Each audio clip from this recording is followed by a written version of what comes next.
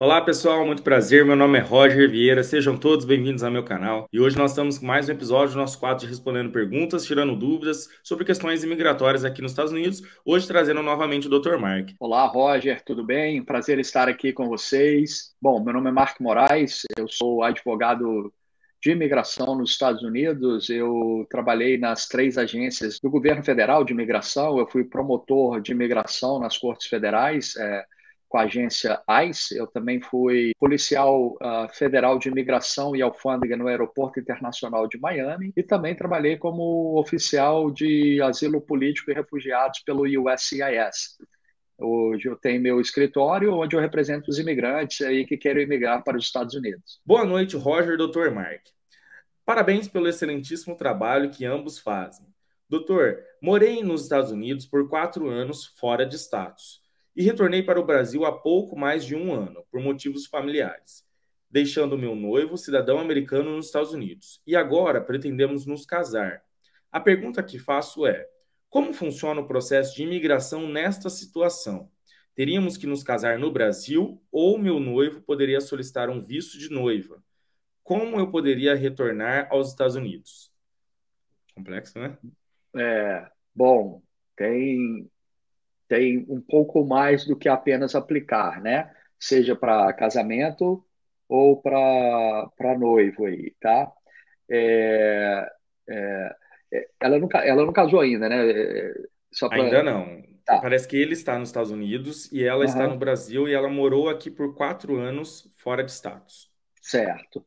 Então, o que que acontece? Quando você passa mais de um ano sem status nos Estados Unidos e sai dos Estados Unidos, você automaticamente toma um barramento, um castigo de 10 anos sem poder ser admitido novamente no país, tá? A não ser que tenha algum pedido de perdão aprovado para perdoar esses 10 anos aí de castigo. Então, no seu caso, não é uma aplicação simples, como um casal que não tem esse problema, você vai ter que lidar com a situação desse barramento antes de poder vir para os Estados Unidos. É uma situação bem complexa. Se eu tiver um filho nos Estados Unidos, ficar com ele lá até ele ter 5 anos e voltar para o Brasil, eu tendo ficado fora de status, ele pode voltar aos Estados Unidos depois dos 21 anos e eu terei a cidadania? Certo. Bom, o cidadão americano, seu filho, ele não vai ter problema de entrar nunca nos Estados Unidos por ser cidadão americano, né? Ele não tem problemas. Imigração não afeta cidadãos americanos, tá? É, e é uma coisa que os oficiais do CBP odeiam, porque são aqueles oficiais de aeroportos processar americano, porque sabe que imigração, americano não tem problema com imigração. Você já foi um deles, né? Já, Mas era já. legal. Mas eu era um pouco, mais ou menos. É, hoje eu sou legal, hoje eu sou bem mais legal. É, então, o cidadão americano, seu filho, não vai ter problema com isso. Você, ao ficar esse tempo fora de status, mais de um ano, e sair, olha a Flávia Cunha falando que eu não era legal, não, hein? Olha só, tá certo. E é minha esposa, tá? É sua esposa? É, é, Você tinha que fazer o seu trabalho, né? é, bom, então o americano não vai ter esse problema. Você, como ficou, né, ou ficaria mais que um ano irregular e depois saísse dos Estados Unidos, tomaria aquele período de barramento de 10 anos. Tá? Como até seu filho completar 21 anos, já teria se passado mais do que 10 anos, né, que você tomou o castigo, quando ele completar 21 anos, ele pode pedir para a mãe dele, você, para vir como residente permanente dos Estados Unidos. Imigrantes sem status conseguem mesmo comprar casas e até abrir empresas normalmente nos Estados Unidos, doutor? É, conseguir até consegue, agora vai ter que ver se vai conseguir financiamento, né, para comprar a casa. É, pode ser que tenha dificuldade, por não, às vezes não ter um número de social, Mas, por exemplo, tem muita gente que já conseguiu um social nos anos 90, era muito mais fácil de ser conseguido, e a pessoa continuou aqui nos Estados Unidos, ficou irregular, e mesmo com status, estando com status imigratório que não esteja válido, a pessoa consegue comprar suas coisas, fez um histórico de crédito aí, então pode conseguir É, sim.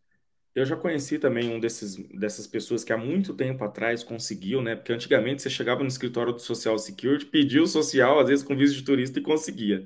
E também já conheci algumas pessoas que vieram com visto de intercambista ou até mesmo de trabalho temporário e não retornaram para seus países de origem e mesmo ficando indocumentadas, né, sem status, que é a mesma coisa, acabaram continuando com o Social Security, porque é intransferível, e ainda assim consegue o crédito. Fora isso, tem Sim, aquelas pessoas que com o IT number até consegue, mas pega uma taxa um pouquinho maior. exato, exato. Aí vai a instituição financeira vai analisar o risco que ela vai ter ao emprestar o dinheiro ali para aquela pessoa, né? Não sei, como se status imigratório fosse risco ou não, mas é o que eles colocam ali na balança, né? A próxima pergunta é do Murilo Marques. Ele perguntou o seguinte: Olá, Roger e Dr. Mark. Eu e minha esposa chegamos nos Estados Unidos com visto B1 e B2, turismo e negócios, e aplicamos para a mudança de status F1 e F2. E já estamos há 5 meses aguardando uma resposta da imigração. Neste período em que o status de estudante ainda não foi aprovado, eu posso entrar com um pedido de EB3 Unskilled, doutor? Essa é interessante, porque muita gente Sim, pergunta se pode fazer enquanto status de turista. tá. Veja bem, é, quando você tem um pedido pendente que ele ainda não foi resolvido, né? A mudança de status para estudante. E estudante é um visto de não imigrante, ou seja, você não pode manifestar uma intenção de migrar, tá? E como que a imigração vai saber da sua intenção, né?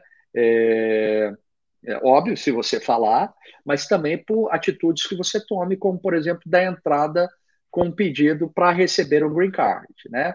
É, quando um EB3, por exemplo, ele tem várias fases iniciais, né? A, a fase, por exemplo, do departamento de trabalho. A empresa ela inicia com pedido de salário, que leva vários meses para sair. A empresa depois tem que fazer anúncio da vaga. Nesse período, não tem informação nenhuma de quem que seria o futuro beneficiário. Então, durante uns 8 meses aí, que leva até poder chegar a dar entrada na certificação, no pedido de certificação laboral, no formulário ETA, é,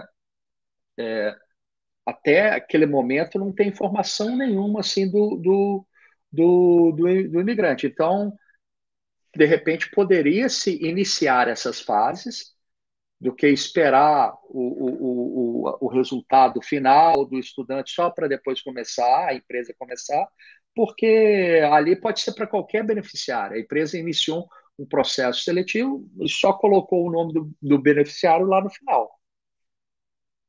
Bacana. É interessante saber sobre isso, porque legalmente não existe não impedimento, né? O que acontece muito, né, doutor, é que até o final do processo do EB3, que a gente sabe que leva tempo, e pior ainda se não pagar o Premium Process, é que um status de turista ele estaria encerrado, né, ou expirado.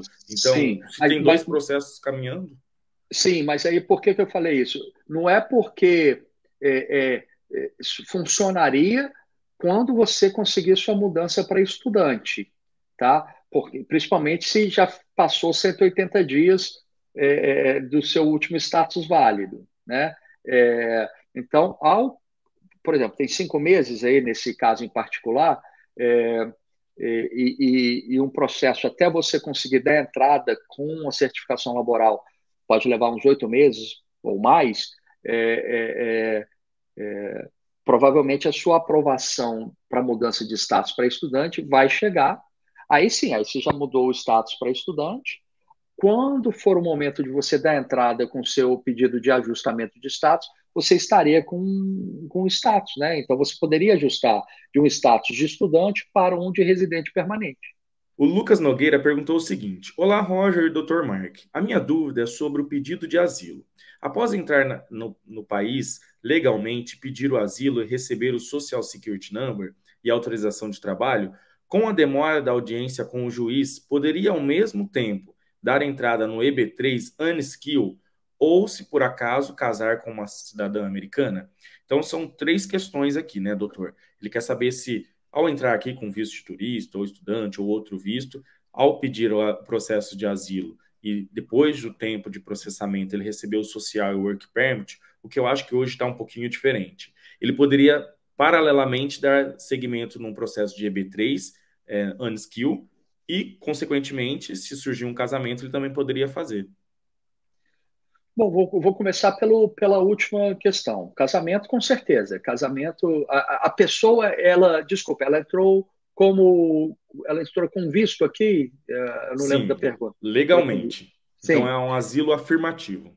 sim. Então, casamento com um cidadã americana vai sempre cobrir qualquer tempo de overstay, né? A pessoa ficou fora de status. Então, isso aí curaria qualquer defeito nesse sentido de overstay. É, Para outros tipos, tá? Como o EB3, por exemplo, a pessoa, se ela já tiver fora de status, tá? Ou seja, ela entrou, se ela deu entrada com pedido de asilo, aplicação de asilo, a aplicação de asilo por si só não confere status imigratório à pessoa. Ela tem um pedido em andamento, tá?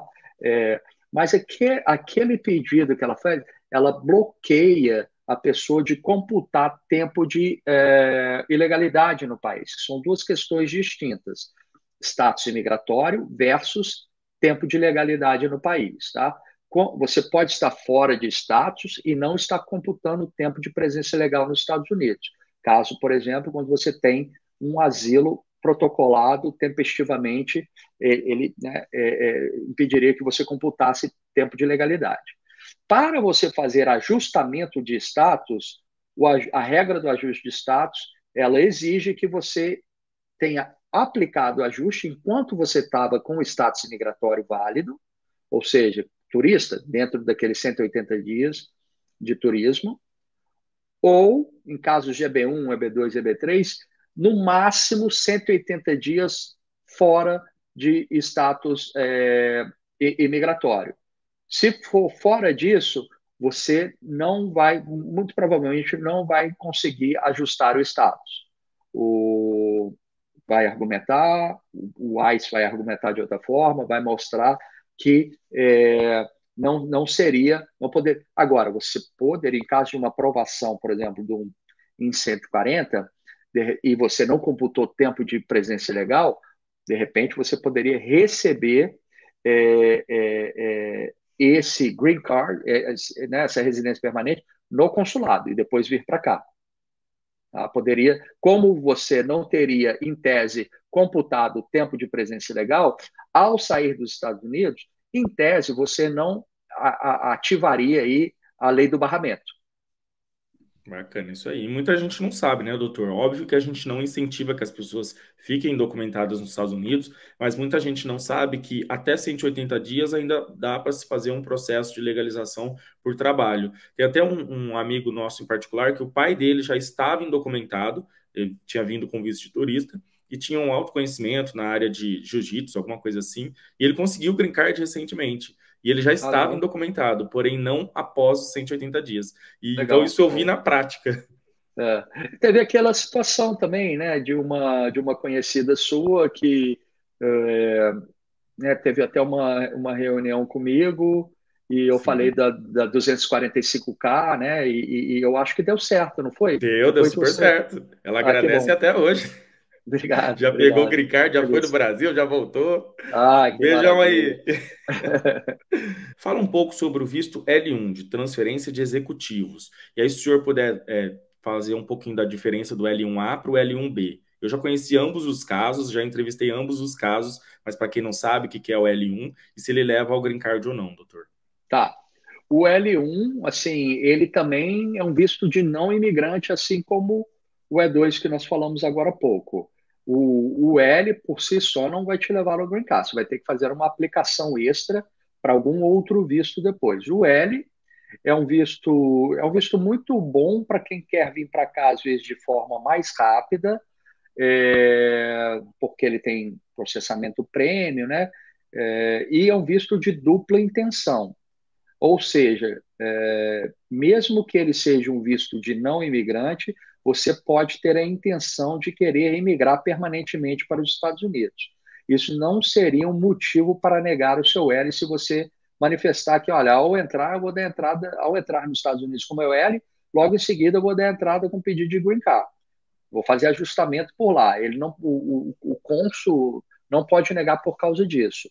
Diferente de, por exemplo, o visto de turista, um visto de estudante, se tem isso, vai ser negado com certeza. E é visto reservados mais para transferência, né, de mão de obra, de executivos ou conhecimento especializado. Empresa localizada no exterior, com uma subsidiária, uma filial nos Estados Unidos, quer transferir o executivo para cá, faça o L1 e manda para cá. É um visto complexo, né? Não é um visto tão simples. O L1A reservado mais a pessoas executivos e gerentes das empresas, tá? Então tem que mais mostrar a condição, capacidade executiva daquela pessoa ou gerencial, né, daquele profissional a ser transferido, enquanto que o L1B é reservado a pessoa às vezes não ocupa um cargo de chefia, tá, na organização, mas ela tem um conhecimento especializado que justifique a vinda dela para cá para aplicar esse conhecimento aqui na filial, na subsidiária americana. Lembrando, pessoal, que as redes sociais do Dr. Mark vão estar na descrição do vídeo. Caso você queira passar sua consulta, o seu caso em particular, você pode entrar em contato com o escritório dele, que eles estão aí disponíveis para te ajudar, beleza? Não esqueça de deixar o seu like, se inscrever no canal e compartilhar com os amigos para que outras pessoas possam conhecer o conteúdo.